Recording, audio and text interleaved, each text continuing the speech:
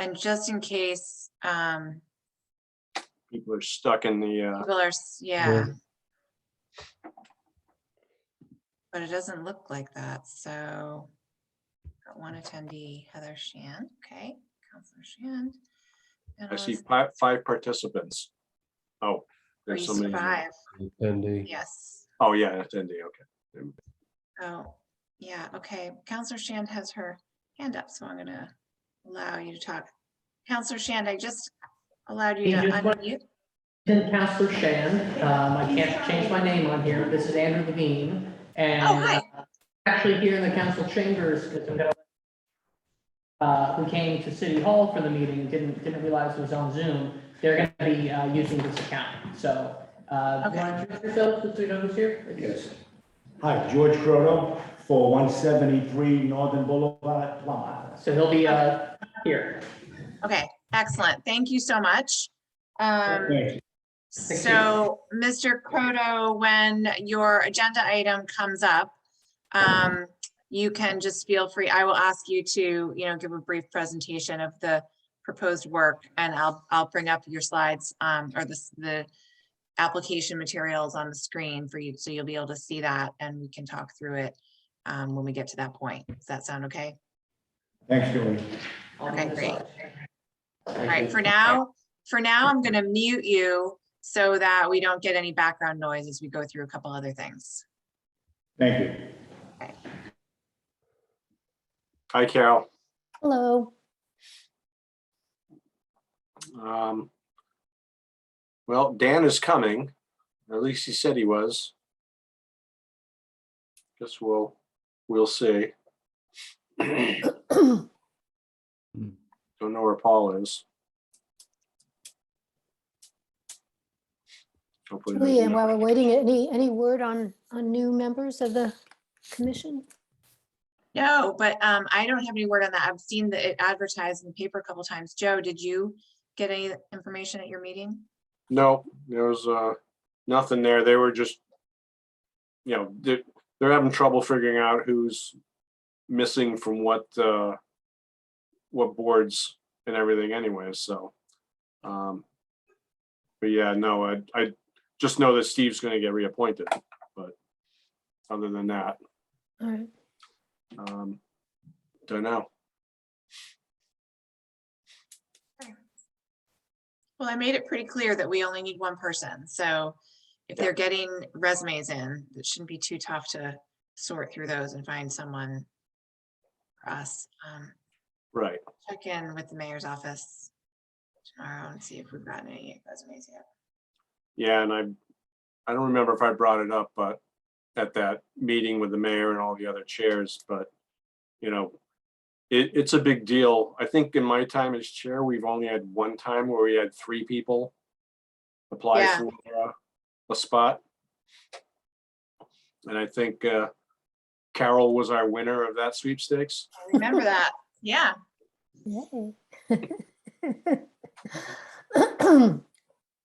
Be careful what you wish for, Carol. Yeah, well, I didn't realize I had that much competition. Tough getting on this mission. Yeah, everybody listening, we are waiting for a 4th member. We don't have a quorum yet, so we're gonna wait until hopefully Dan Warshall shows up. That's Any right. word about in-person meetings, Julia? Yeah, we just were discussing that before the meeting started. Oh, I'm sorry. No worries. No, there is no new information about when that might happen. We expect to continue going on Zoom until at least July. And then I guess we'll have to check back in because that's when the state has officially sort of recommended that boards and commissions may continue meeting virtually. Yeah, Carol, we had discussed that meeting I was referring to with the mayor and the other chairs about that, and I think the mayor believes there's going to need to be like specified spaces that are completely set up to handle hybrid meeting, which doesn't exist unless maybe council chambers, but other than that, they don't exist right now, and they're gonna need to set something up like that. You know, they could set up the boardroom in the senior center where we used to meet for that. That seems like it would be one of the better spots to do it because there's already a projector in there, and you know, it's a good sized table that everyone can sit at, but they just have to wire it up and get it set up. So it's not doesn't turn into a disaster. In my experience, it's really challenging to try to do both hybrid, have both Zoom and live at the same time. Mhm. It is. Very. Yeah. And I just am remembering that Paul Healy is probably not going to be here tonight. Got an email from his wife a couple days ago. So it was a maybe, but I'm assuming that now that he's not here, that's a no. Okay. So we So really just do. gotta wait on Dan. Yeah. Or Dan doesn't know that we are holding the meeting for him. Yeah. Hopefully it won't be too late.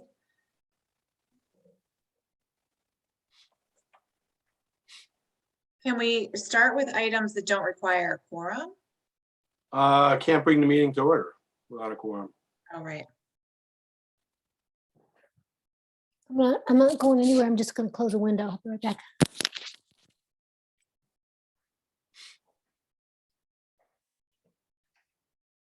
Are you texting Dan, Julie? No, just City Hall. It was the question about the person who was waiting or who thought the meeting was at City Hall. Just getting back to them. Oh, I can text him.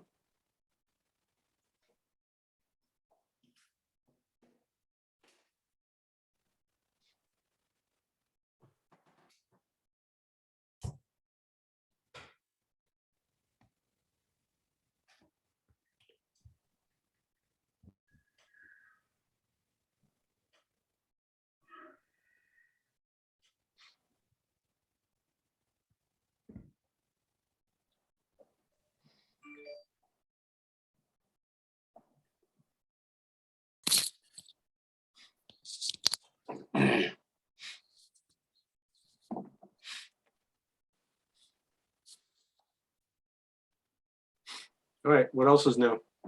How was your trip? St. John was great. Really great. Getting there and coming back was really terrible, Oh, but something that should take 4 hours to get to St. Thomas. I think averaged 4 hours to and from, averaged probably about 24 hours or oh more. my God. Yeah, it was pretty hard. Wow. All right, Dan's on his way.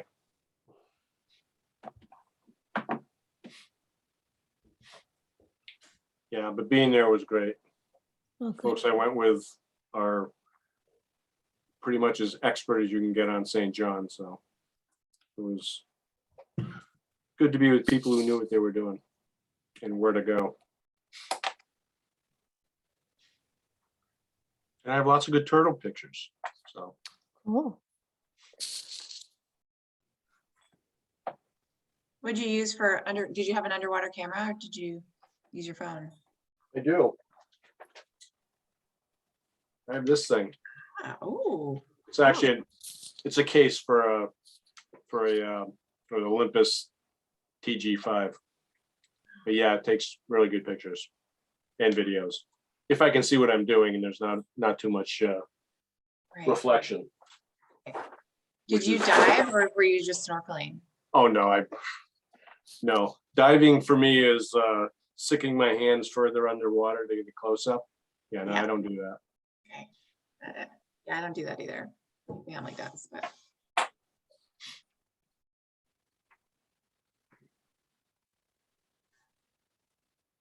Are the coral reefs in okay shape down there? No, No? No, They're there dying was- there? there was one area, well, most of them got destroyed by the Hurricane Maria and another hurricane. that took out the islands. There's Dan. Yay. But no, they're not in great shape.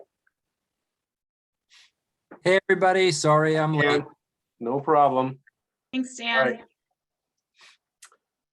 Now, let's bring this meeting to order. April 5th, 2022, Newburyport Conservation Commission meeting taking place on the Zoom platform. This meeting is being recorded. First item on the agenda are the March 15th, 2022 minutes. Anybody have any changes, questions?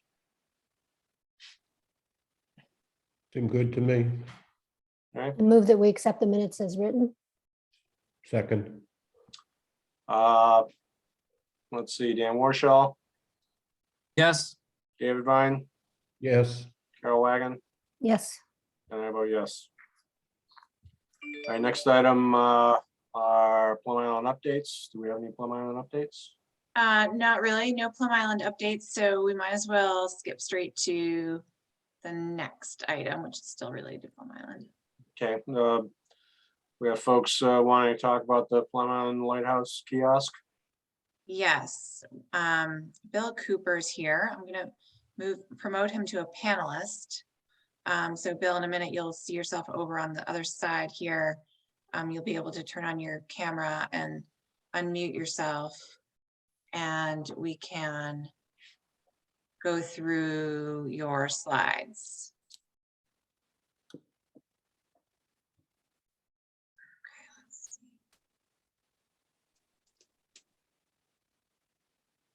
Okay, So you can unmute yourself, Mr. Cooper.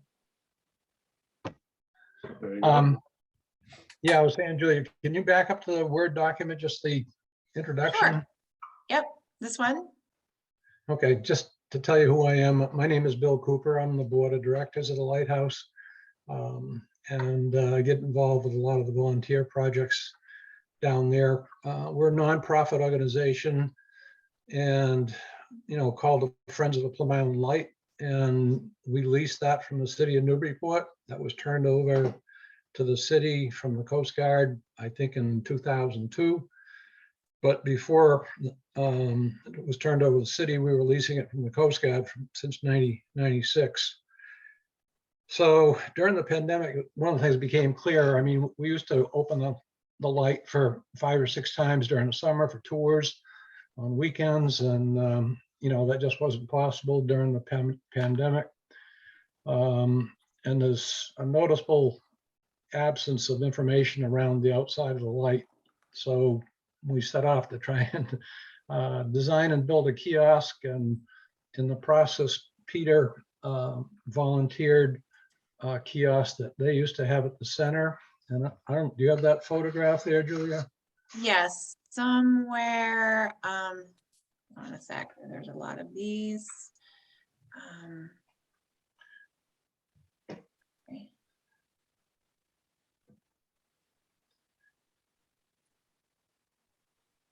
Actually, I don't think I have the photo on here on this computer. Sorry, I know you gave it to me and I transferred all these files over, but that one did not seem to get transferred. Yeah. All right. Well, I mean, it just basically describes the structure. It's 8 feet high. It's got a cedar shingle roof on it that's 8 feet long. It has 2 display panels on both front and back that are, you know, 59 inches by 29 inches. The basic structure is in good shape. I mean, the frame and the roof are great. The display panels were toast. So we've rebuilt the panels with mahogany frames and new plexiglass windows. And we've been working for the last 3 months on display.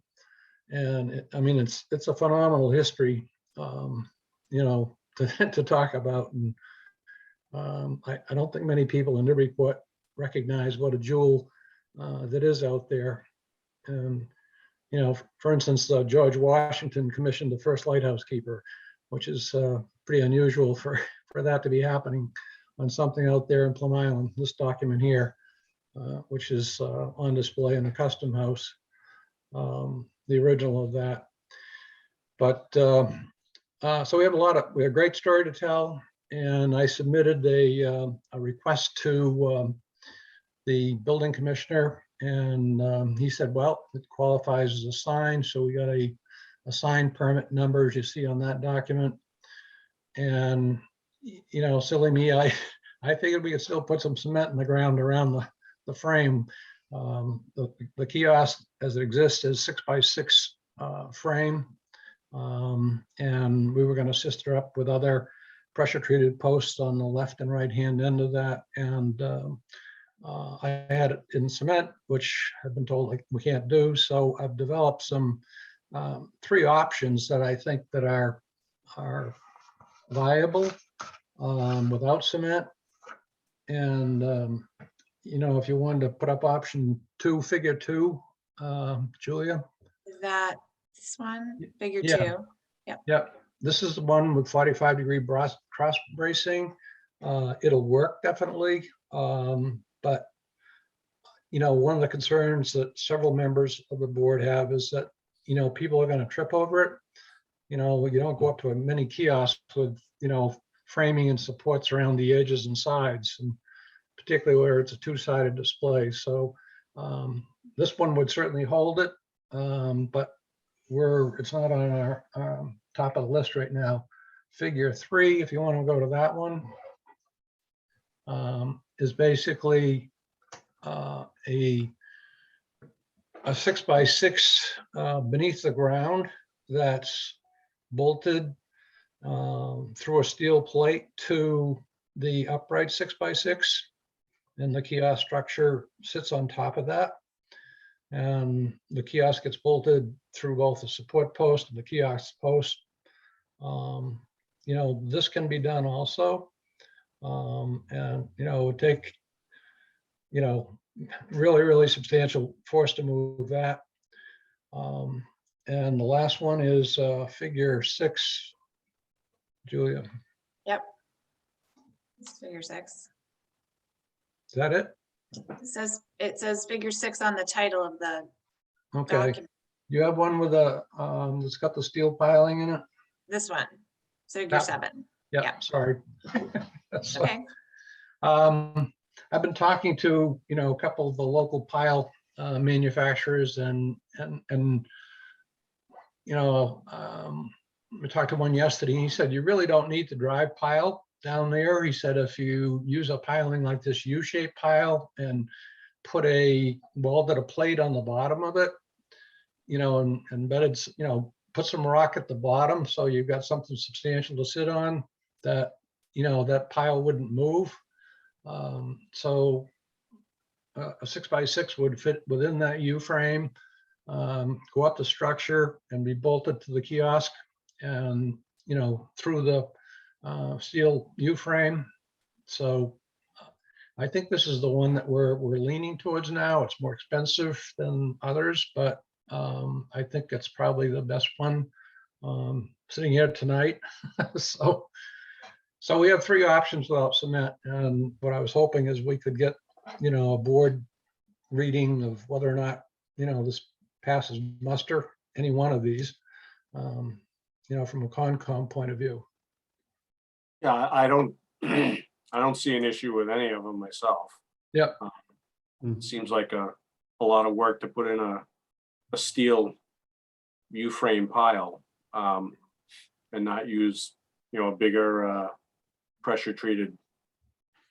I have a hard time, you know, if a pressure treated post was in there deep enough, I guess I don't know how why that would fall over. The problem, Joe, is that you can't, you know, that structure, if you look at the projected area of it, I mean, it's, if you took like an 80-mile-an-hour wind, it's like 1,000 pounds of force 5 feet off the ground. So you got a 5,000 foot-pound torque, you know, trying to overturn the kiosk. It's pretty substantial. And if it's, you know, just, you know, sand holding it back, it's, you know, something you got to be concerned about. So Okay. this, I mean, the previous, the kiosk itself stood at the center in Newbury for a number of years. And they had it mounted on, on top of concrete column with angle brackets that came up from that. And, of steel that provided the support. So, Well, and it the didn't Ukraine, move. It got wrecked by they didn't do a good job sealing the display window. So I think the people just lost interest in maintaining it. And it was probably a list of what you shouldn't do on the beach as opposed to being anything informative. So, well, I'm certainly fine with any of these designs. Yeah, I feel the same way. This is gonna be year round, I assume. You're gonna keep it up? we're going to keep it up. Yeah, so, Yeah. yeah, you do need something substantial for the winter. And, I, as far as I'm concerned, it doesn't seem like any of these are doing a whole lot of disturbance to. Yeah. We've gone to some great lengths to seal the new panels, and the display itself are going to be in laminate form. And, for the time being, it's on corkwood because, even though we've done a lot of research on the light, there's still some unknowns. So, eventually it may be like a fully laminated display, like the, what you see on the rail trails. But, at one point in time, the US Treasury issued an RFP for 2 octagonal lights. And we can't figure out when they were ever built. We know that one of them, was around in about 1850. And that got replaced with the current light in 1898. So maybe we'll find out that piece of information sometime, but I don't know whether you're interested, but I gave Julia a couple documents on some of the display items. And one of the main features is this timeline of sort of what happened. And it's a collection of text and pictures versus time. Starting the first lighthouse wasn't even a lighthouse. It was the day beacon. It was just basically, 2 beacons out there, white posts that the sailors would line up and sail for those 2 white posts. You wouldn't dream of coming in at night. And then 1888, the merchants of Newburyport, built the first lighthouses, which were basically fire pits up on a post. And, then they got the real lighthouses, and you see little ways around this, what's called a bug light. Let's see these 2 guys standing in front of a shed. Well, behind them is an open panel, which would open a fire at night. So you could see a burning fire in there. You'd line that up with the lighthouse behind it, and you'd know that, well, I'm headed for the channel. So it's a good story. So you can see over to the right-hand side a trolley on the bottom running out to Plum Island, right there, Julie, right? I mean, before there was a road, there was a trolley. And that's pretty amazing. Not too many people know that, but so there's another figure that shows the Merrimack River mouth. If you just went to that one, is a picture of, you can see the jetties, and obviously that's where the river mouth is today. But if you went back at 1827, the river mouth went well south of it, like where Plum Crazy was, that business, the mouth of the river, the north end of the south side of the mouth of the river was about where Plum Crazy was. And 2 lighthouses were down there on that shore, and sailors would sail for those 2 lights being lined up, and there were breakers on the north and south side of the jetty that came out of water, So people think the mouth of the river is tough today. It was a lot worse in 1827. But Newburyport actually had river pilots.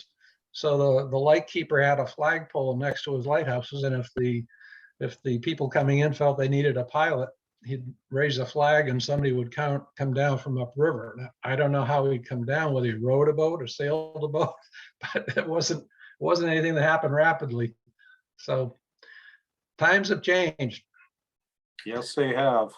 So anyhow, that's just part of the story we're telling with the kiosk, and that if we can get an agreement that we're meeting your requirements about what's in the ground by either one of those three I showed you, I mean, I'd be happy that we can proceed. And Yeah, you'd probably need to submit a request for determination, which is Okay. pretty easy, and whichever way you want to go. Yep. And, Yep. I don't see a lot of issue with it. All right. Okay, Does that and I take- sent you a link to that, the form and instructions for that Yep. today. Yeah, Does that take long to run it through does. the? It doesn't. And if you want to come into, if you have any questions as you take a look at it online, Yep. you can come in and I'll go over the form with you. It's a pretty Okay. simple form, just a couple pages, but there's certain boxes you have to check off. And if there's any confusion about that, you can just always give me a call or come on in. Okay, appreciate it. Thank you. Okay, Well, thank you guys for the attention. So, all right, thank you. yep. Good. I know. Thanks, Bill. Thanks, Judith. All right, next item is George Croteau, 173 Northern Boulevard, request for determination. Yes, okay, so Mr. Rojo is over here at City Hall, Liberty City Hall. I'm going to go to panelist. And Mr. Koto, you can unmute yourself at any time. I'm gonna scroll over to your application. And here's the first, here's just a photo of the site. This is a request for determination of applicability to add a exterior stairway to an existing garage structure on Northern Boulevard, correct? Mr. Croteau is playing Heather Shan this evening. Yes. So let's see, I'm gonna see if we can unmute you so you can speak. You should be able to unmute yourself using the computer over there at City Hall. I saw it come on for a second. There you go. Great. So if you would just give us a brief overview, just description, summary of the proposed project for the commission.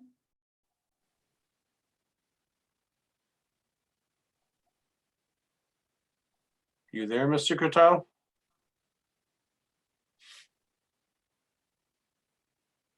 He was there earlier. Yeah. Should be able to speak. It doesn't seem like he's, something just changed. Now it's muted again. He should be able to fix that. You could unmute him. Okay, Yeah, now it's unmuted again. Oop. So the applicant for 173 Northern Boulevard, if you could provide, just make sure you're unmuted, which you are right now from City Hall, and give the Conservation Commission just a brief summary of your proposed project.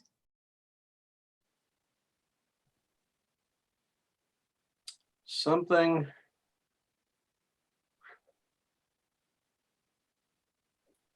Well, It's not working. that's too bad. Yeah, I mean, I can go through this if you'd like. I'm familiar with the project. I was out there today, took a look at the site, and there's some good photos. It's pretty straightforward. I don't know if you'd like to Yeah, it keeps address it. popping on and off. Julie, why don't you start talking about it? And Okay, so this is a request for determination of applicability. The site is on Northern Boulevard, 173 Northern Boulevard. It is a single family home, which you can see sort of over here on the very right-hand side of this picture. This is the wall of the existing single family home. And then this structure on the left with the gray shingles is the garage. The applicant is proposing to do some interior renovations of the garage. Right now, there's a stairway, an interior stairway to the second floor of the garage. And what they would like to do is, because they're moving some things around on the inside, they'd like to move the stairway to the outside of the garage and have a door up on the second level to go into the second level of the garage. This is the location for the stairway. There's no other exterior work proposed, is just the stairway. And this is the location. So there's an existing sort of at grade wood decking area here that it would be situated on, and then it would go up over this existing area where the bench is, and it's just basically open sand. I was out there today taking a look at it. There's certainly enough room for a stairway without impacting. Excuse me, Julie. Yep. Kevin Dalton has his hand up. Okay, Maybe we can see if there's. okay, Mr. Dalton, do you have a question about this particular project? No, I know that you couldn't get a hold of George, so Yeah. this is my project, so I thought we would just we're in here if you have some questions. Great. Okay, great. So maybe you can just finish for me. I was just explaining to the commission my understanding of the proposed project. You want to just take it from here? Sure. So like you were saying, there's an interior stairway going up to the second floor of the garage. And again, we're just looking to take this, move it outside and have an entrance to the second floor of that garage from the outside. That's really the extent of it, and finishing off the inside of that second floor loft area. Here's another shot of the outside. House on the left, the garage on the right.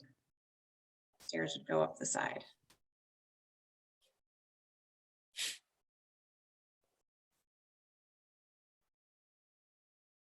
See, we have a site plan.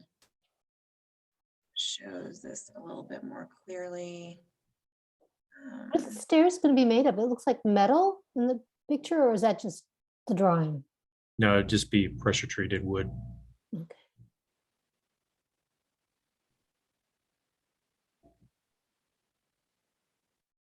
So as I was saying before, if you look at this photo up here, you can see that once the stairs start going up, even if it sort of encroaches a little bit incrementally on this area of vegetated dune grass, it's well enough underneath the stairway, the open stairway, that it should still get enough light and moisture and everything. It should not impact this vegetated area at all. Are the stairs being built as a cantilever, or they're going to be posts that are supporting it, sort of like a deck that goes in before it goes into the house?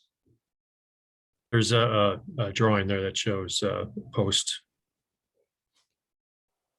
Yeah, looks like, right, some helical piles will be used to support it.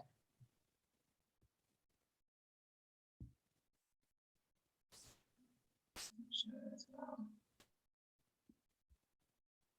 It's really, all right. This photo, this sketch.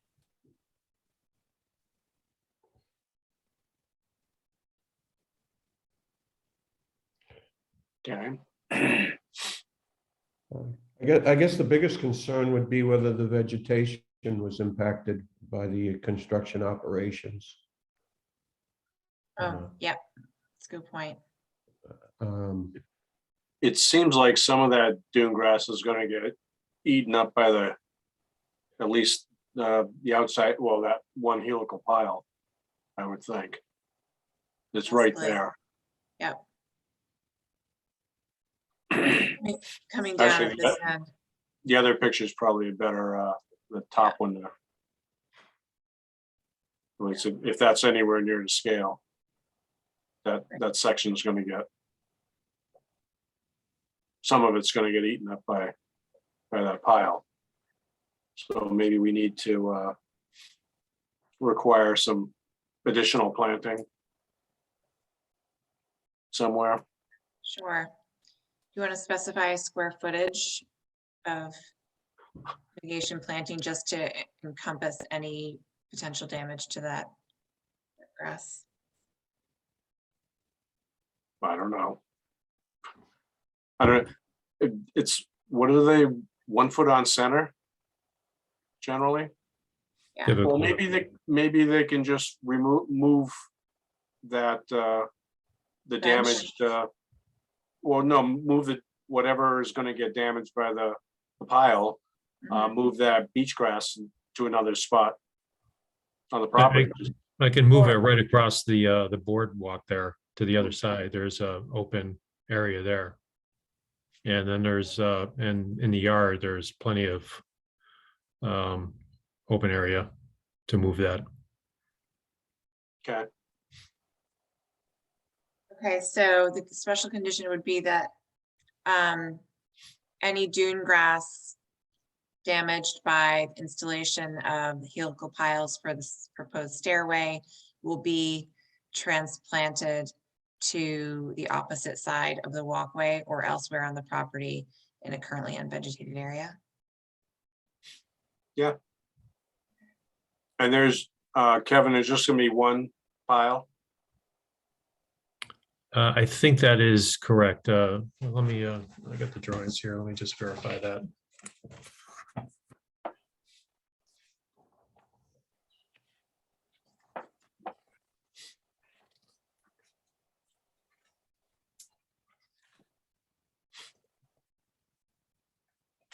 That's correct. It's just showing one for the top. Julie, There's actually, there's two. There's two there. okay. Heather Shan's account is, Oh, Yes. okay. Okay, great. Okay. You hear us? yes, All right, go ahead. Yes, there's gonna be 2 posts coming down onto the piles. Okay, Julie, if you go to A6, if you can pull up A6, it's shown on A6. Okay. If you have the drawings there. yep, I do. I just need to find which one, sorry. Laura? Yeah, keep going.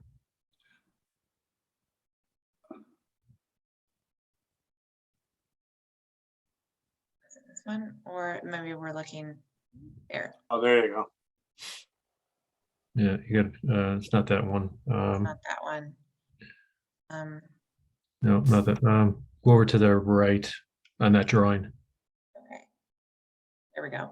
There you go. This is A1, what we need. That's what we need. Okay. Yeah, they got it. Okay, so dune grass shall be transplanted or otherwise replaced either on the other side of wooden walkway or elsewhere on the property that is currently unvegetated.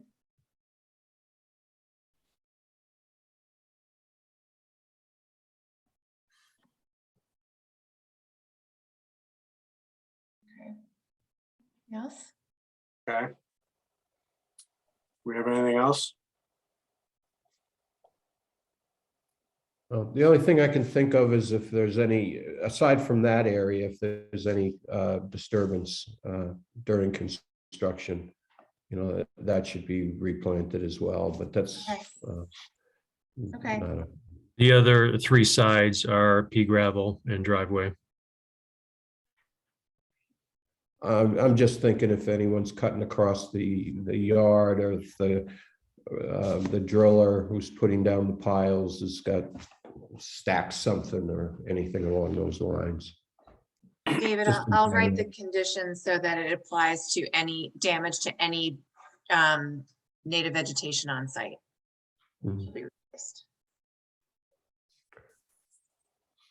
Okay. All right, we got anything else?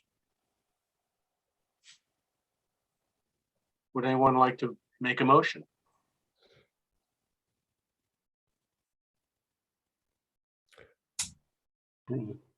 I know our two motion makers are not here, so someone else needs to step up. Well, I'll make a gonna motion, make we a- issue a negative, what is it, -3 with the condition that the, any disturbed beach grass is transplanted and replanted. second, Okay, roll call. Dan Warshaw, Yes, David Vine, yes, Carol Wagon, Yes. and I vote yes. All right, thank you. Thank you. You. All right. So, David, for the Lighthouse thing, would they be able to use helical piles for those posts for that thing? Would they be more expensive? Would they? uh, I don't see why they couldn't use it. I mean, they could get as much embedment as they wanted. And it would act the same way. And so, yeah, they could do that. I don't know, how their funding's going as far as, where this is headed. Yeah, You might, Julie, you might mention that to him, and when he comes back in for his request, if that makes sense, he can. I did already mention that to him. In fact, there were several other alternatives that they Oh. looked at, including putting the information board on the side of the shed that's right there, where it wouldn't blow over and wouldn't be subject to the same kind of force of wind, but these were the options that they selected to move forward with. okay. Never mind. In that case, can I get a motion to open the public hearings? so move, Second, Dan Warshaw, yes, David Vine, yes, Carol Wagon, Yes. and I vote yes. The first item on the agenda is Raymond Kingman, 1075th Street, notice of intent. He has requested a continuance to the next meeting, Julie? Yes. Which Which- is the 17th. 19th. Is it 19th? No, sorry, the 19th. Yeah, 19th. yeah, motion to continue to April 19th. I'll second. Roll call, Dan Warshaw, Yes, David Vine, yes, Carol Wagon, Yes. and I vote yes. All right, next item, Michael and Michelle Uke. And you will correct me if I have made a mistake in that pronunciation. 11 Flora Street, notice of intent. Okay, here we go. Matt Steinell is here from Millennium Engineering. Matt, I just promoted you to a panelist for this. I will also promote the applicant. And if there's anyone else who would like to lower the hand for there's hand. Anyone else who'd like to speak to this project, just raise your hand. This is the site location from an aerial photograph at the end of Flora Street, right on the marsh. Matt, if you're able, do you want to start the presentation? Sure, absolutely. And I have the plans and everything here. So if you have them ready, you can pop them up. But if not, I can do that as well. So yeah, this is an existing single family home at the end of Flora Street. I have photos of the site as well, which may be helpful to kind of for the board to see what the site looks like as of a few weeks ago. It is a 3-story existing single family home on a cinder block foundation. It has a deck on the rear on the basin side of the home. And you can see that kind of there in the photo that's there. And you can see how natural heritage line kind of goes right around it and cuts into the corner of the building, but it goes right around where the deck is there itself. We are looking to demolish the existing deck that's on the rear of the home, and then to reconstruct a new addition on the back of the home in the same footprint, essentially within the same footprint of that deck. That will contain some living space. It'll contain some new deck space with some additional deck space above the living space. Do you want to bring me up? There we go. And sheet 2, I think, actually has a profile there that kind of illustrates a little bit as to what it is we currently have on the left-hand side there and what we're proposing on the right. And you can see that it's extending out towards the basin side no further than the existing structure is today. And on page 1, if we zoom in, I have a same setup, existing conditions on the left-hand side with proposed on the right. Now, I've recently dealt with DEP on an issue similar to this on Salisbury Beach, and we had to provide the department with some additional information regarding how we were going to access the site. So you can see on the right-hand side, there's a shaded path that's going along the side of the home and extends to the back corner of the actual addition that we're showing there. That is an area that we're proposing to lay down sheets of plywood in order to protect the existing lawn that's out there. It's a Scotch turf type lawn. It's not beach grass. But regardless, DEP made us protect all the vegetation. And so our note on there basically says that we're going to lay down plywood, cross the surface on that plywood to protect the vegetation, and that upon completion of all work, that plywood would be removed and the vegetation would be inspected. And if any vegetation was damaged, that we would replace that with a native material. In this case, I think we called out for dune grass to be placed.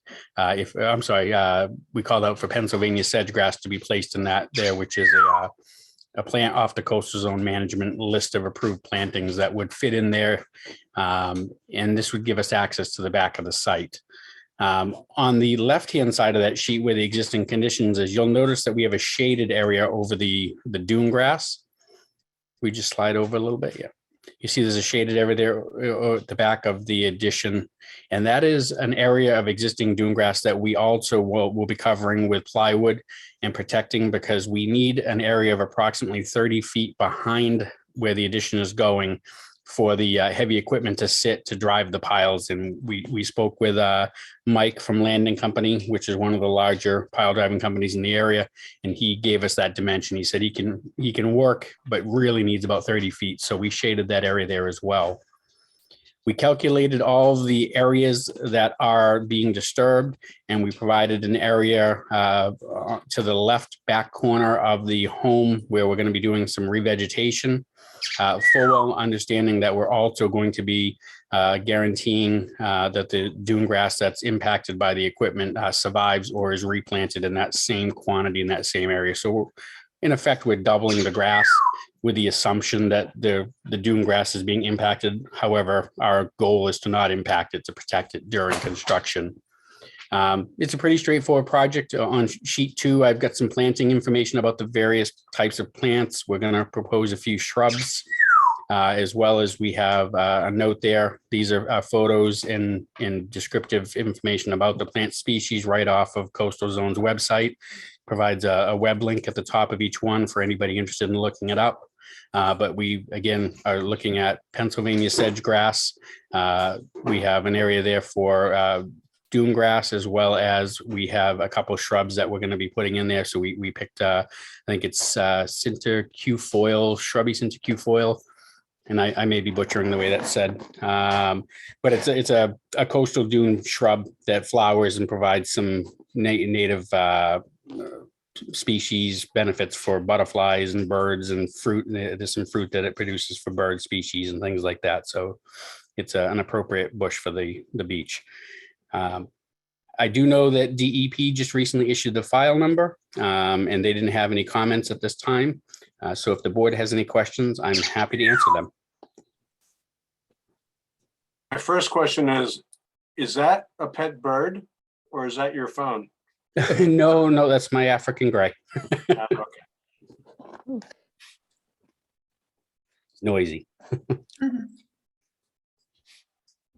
At least it's not a conure.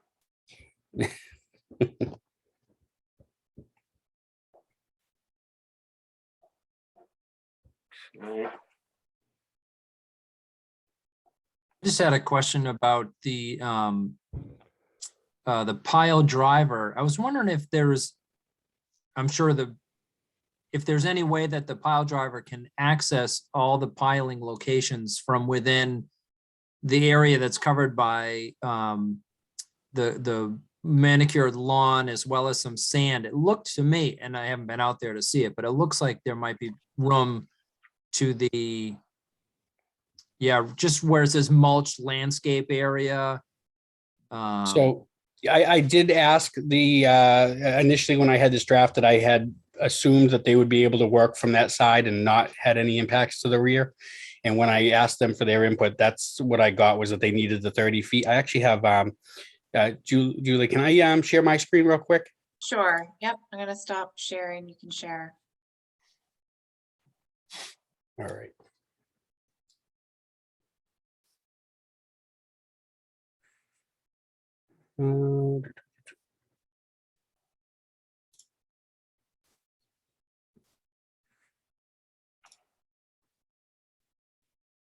You guys see this screen here with the photos?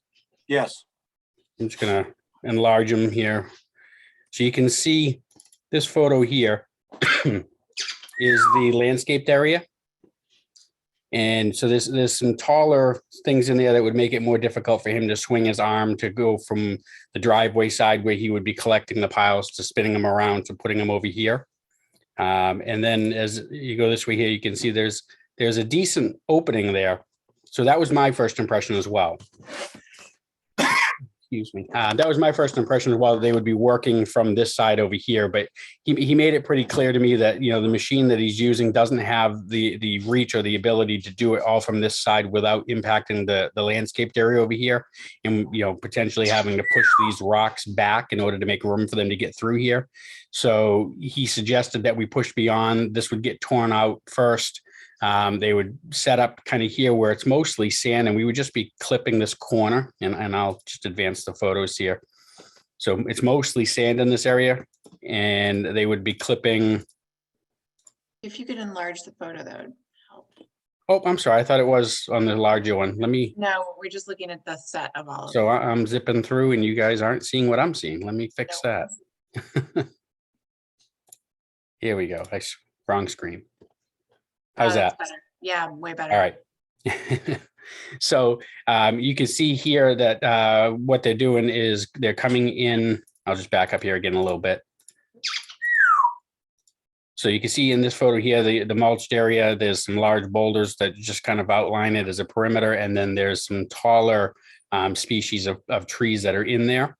And so what I was told by the pile driver that, you know, when they come in this way here and they get past this little, you know, mulched garden area on the left and the boulders on the right, and they start swinging that arm around, they're going to either hit the house or they're going to be, you know, swinging through those trees on that side there. So they suggested that once that deck was torn off, that they would have the room to swing the arm and do what they needed to, as long as they could get just beyond it to this area right here, which is primarily sand. And the width of the machine and everything like that, he thought that he would be sitting on this corner of the grass. So we're not proposing to come in here and wipe out the whole area. And we're going to put down the plywood here as well to protect this. So we're doing the same protective measures that DEP prescribed for that other site in Salisbury, in this case here, to protect it. So it would just be plywood down. The machine has about 3 pounds of weight per square inch. So we don't anticipate it crushing and damaging the plants irreparably. That should be able to bounce back pretty quick once they remove that plywood, and the plant should come right back. Matt, I just noticed in some of these photos, the large mulched landscape area with the rocks. This one over here. Yeah, I just want to reinforce that that's not the type of landscaping that's permitted on Plum Island. So there can be no mulches or soils or anything like that brought onto the island for landscaping purposes. It can only be clean beach grade sand. And this area looks like it's been here and was done whenever it was done. It's existing, but any additional landscaping done on the site associated with the project cannot bring in mulch, cannot have these types of landscape beds. It needs to be all native materials planted in. the existing- Absolutely. Yeah, for the benefit of the public who may be watching at home on TV, that's a good thing to point out. This has been here for well over 10 years. Millennium did a project on this approximately 10 years ago. And at that time, this was there as well. We have photos from back that far. Yeah, so given that it's just immediately adjacent to the marsh, I would recommend that the applicant does not continue to put mulch down on that. It's not going to be permittable. I'll just spin it around so the board can see the rest of the site. This is actually off the property. The property line ends pretty close to where that piece of timber is laying there on the ground. And this is just kind of a sandy sitting area. And then that's the basin to the far extreme there. And as I spin around this way here, you can see as it comes back up, and that's the mulch area that we were just talking about running right along the top of that rocky embankment there. And that rocky embankment goes around the corner and ties into that retainer wall you can see on the abutter's property over there. And so this is just sitting at the top of that rocky embankment. Is a little mulched area there. And then as I spin around this way here, you can see that there's lots of areas out here that have bare sand that don't have a lot of vegetation in them. So in addition to the plantings up in the rear here, there is room for improvement out here if the board thought that was necessary. But as I pointed out, with what we're doing on the side over there, that's doubling the amount of grass that we anticipate impacting anyways. And I'm sure the applicants, in the effort of protecting their homes, would not be opposed to doing some additional dune grass plantings in this area here to make sure that that doesn't wash out as well. And that's really it. That's the whole site right there. And this is the area that we're going to propose to plant in. You can see it's the natural lawn. Over here is the Scott's turf lawn, essentially running to the shed. And so we're replanting about halfway between the two trees you see here on the left over here coming towards us. All this is going to get replanted with dune grass. Now, walk it back around over this way. You can see this is the street side of the house, and you can see this here's got a different type of elevated, on posts or on piles on that part of the foundation, where the rest of it is all this cinder block. And then the deck on the back is on posts. So we'll be putting the new addition on piles above flood. Julie was kind enough to help me. I was unaware of your 40-inch ocean rise requirement, and luckily, when we investigated that, it appears that the new structure is going to be high enough to comply with that local rule for that as well. So we didn't have to make any changes. There's an old railroad tie, divider here. It's not really retaining anything. You can see the soil on both sides. It's down low. It's more of a property line demarker on that there. And as we come around towards the front here, you can see it's all that lawn. There's some landscaping up behind the shed. And then the driveway itself is a clean wash stone, gravel type driveway with a cobblestone border around it. And there's the little landscape area that's up against the back property line. And then this is the front of the home here now. And that covers the entire site, I think.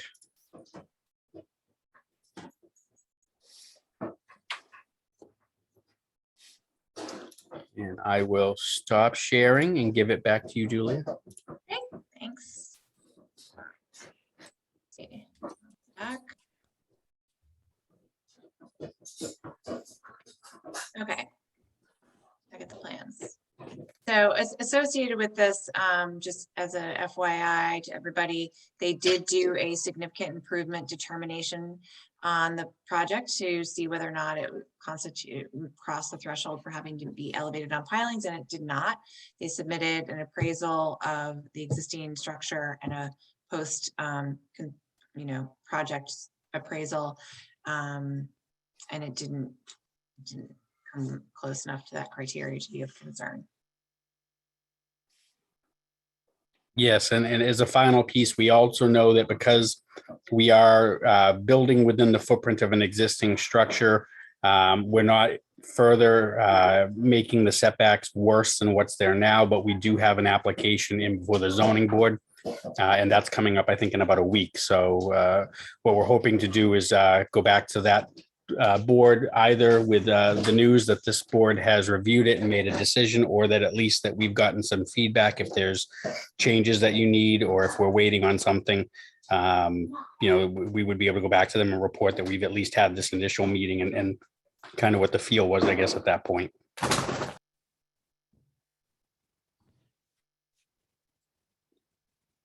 Okay. Anybody got any questions? Seems pretty straightforward. Just So the Matt, did you planting. say you wanted to go to the zoning board first and then come back to us again, make sure that there weren't any changes requested? Is that what I just heard? Not necessarily. The one thing that I think we have outstanding that might hold us up. I've had different towns handle this differently, so I don't know how you guys do it. As part of this, you'll notice if you zoom in on, I don't care if you zoom in on the left or right hand side, but you'll notice on the corner of the house where the deck is, that there is a line. There's a line through there for natural heritage. And so the one thing that we're missing here is we sent to Natural Heritage, but I've not received a response back from them. Given that it's going through a previously disturbed area through an existing structure, I can't anticipate that they're going to have any serious concerns on that. So I'm not expecting comments back from them, but some towns I've dealt with have closed the public hearing, made a motion, and it was conditional upon receiving the comments. Others have said that they can't close the public hearing until they get responses. So depending on how you handle it, if you close it and are prepared to vote, we're happy to do that. And if you need to wait, I think that's understood, and we'd be going to zoning anyways. Don't we normally wait for natural heritage? Yeah, I mean, we like to get all of these determinations in prior to, but we don't always. Sometimes they will issue it to take a long time to issue something. And so the commission issues an order of conditions first, and then we get that letter and just put it in the file. If there are any conditions, we would incorporate those into the order. But in this case, they still do have to go through zoning, so. Yeah, I think I'd prefer to wait to continue to the next meeting, just to give natural heritage an opportunity, and in case something changes in zoning, Okay. you can come back and let us know too. Update the plans, because we've had times where there have been changes made at zoning that we didn't know about until someone filed for a certificate of compliance. So I think I'd prefer to wait. Sure. And if that were the case, it could easily be a condition and understood that, if any changes did occur as a result of zoning or natural heritage, that it would require us to come back to you. And we'd be fine with that as a condition as well, if you did want to close tonight.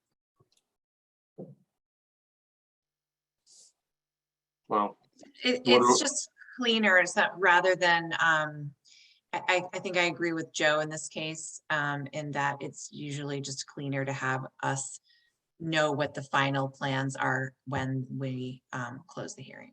Sure.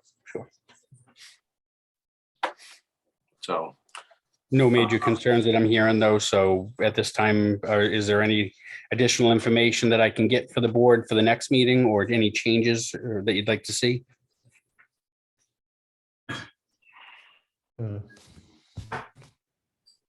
I guess when we finally do get around to the orders, we should say something about not continuing to mulch in that area. I mean, it may have been there for 10 years, the stones and so forth, but the mulch looks fairly new, and that shouldn't be something that's continued. correct. So that can be in there. Anybody else have any questions? Just to piggyback on David's comment, I think it'd probably be in the homeowner's own best interest to have that area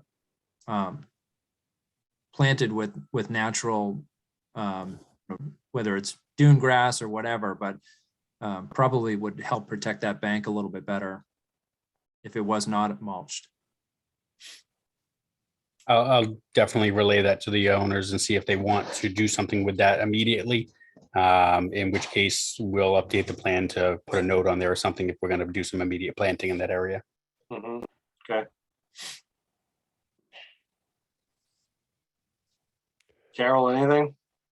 I'm just wondering, I mean, is it an issue that there's a brick walkway out there? Can't tell if that's on the sand or if that's on, what that's on top of. And I suppose it's probably been there for a while, but it just occurred to me, given what we've seen in some other jobs, that it might, well, that's appropriate. I don't know. Yeah. I was gonna say, to your point, that walkway has been there for a very long time as well, and no, it would not be something that most commissions would permit on the barrier beach if an application was brought before them, but it has been there for a while, and we're not proposing to alter it at this time. Okay. Okay. I don't have anything else. All right, anything from the public? Raise your hand if so.